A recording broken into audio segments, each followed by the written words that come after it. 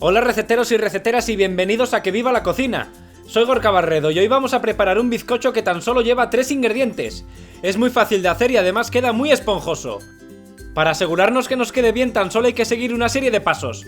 Para comenzar vamos a poner las yemas de unos huevos en un bol. Las claras las reservamos, que las vamos a necesitar para después. Ahí lo tenemos, 4 yemas. Con ellas vamos a hacer un bizcocho pequeño que nos servirá como base para nuestras tartas, o para comerlo tal y como está en los desayunos bien untado de café o de leche. Con estas 4 yemas vamos a añadir unos 60 gramos de azúcar, y después vamos a meter aquí las varillas y les vamos a dar caña de la buena. Lo que buscamos no es tan solo batir el huevo, sino montarlo un poquito, oxigenarlo bien. Este aire que vamos a introducir va a ser el que después haga que el bizcocho crezca en el horno. Así que vamos a batirlo con las varillas durante alrededor de 2 minutos. Hasta que veamos que las yemas tomen como una consistencia cremosa, como lo que estás viendo en las imágenes. Es más, quedará tan cremoso que hasta se pegará un poquito a la varilla, pero enseguida caerá. Este es el punto que deseamos. Logrado esto, vamos a añadir las claras de los huevos en otro bol más grande. Vamos a volver a meter aquí las varillas y de nuevo caña de la buena. Lo vamos a batir alrededor de 1 minuto o minuto y medio. Si no tienes máquina para hacer esto, también podrías hacerlo a mano, pero el trabajo aquí sería titánico. Tendrías que multiplicar los tiempos por alrededor de 5 veces. Aunque no hay mal que por bien no venga, sacaríamos un brazo digno de Sansón.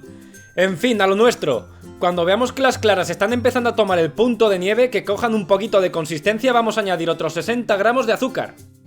Es decir, que entre las yemas y las claras y en total hemos utilizado 120 gramos de azúcar. Vamos a volver a batir todo esto hasta ahora sí montar el punto de nieve al completo. Esto nos costará en torno a 1 minuto más de batido. Y con esto, igual que con las yemas, oxigenaremos las claras y estas serán las que nos ayuden a que el bizcocho crezca después. Una vez hecho todo esto, vamos a añadir las yemas en el cuenco donde hemos montado las claras de los huevos. Fíjate qué espeso es, y esto no es más que yema de huevo y azúcar, no tiene nada más. Y ahora vamos a integrar todos los ingredientes, pero no lo vamos a hacer dando vueltas sin más, como si estuviéramos dando vuelta a una sopa, sino haciendo movimientos envolventes. Con esto nos aseguramos no perder todo el aire que acabamos de introducir. Si le damos vueltas sin más, todo el aire se irá a hacer puñetas, y todo el trabajo que hemos hecho no nos servirá para nada. Cuando tengamos una especie de masa homogénea del mismo color, vamos a añadir la harina. Es el tercer ingrediente.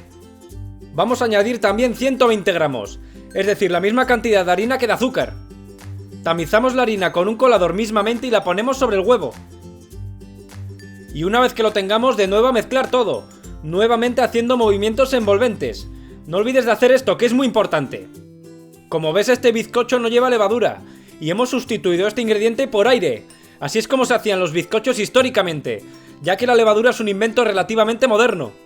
Bueno, una vez que lo tengamos, vamos a introducir toda esta masa, que ahora sí que sí va a ser muy densa, en un molde desmontable para tartas.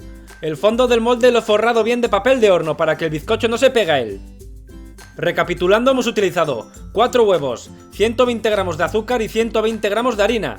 Y con estas cantidades queda bien en un molde de unos 20 centímetros de diámetro, también de 18 o 22, aproximadamente de esas medidas.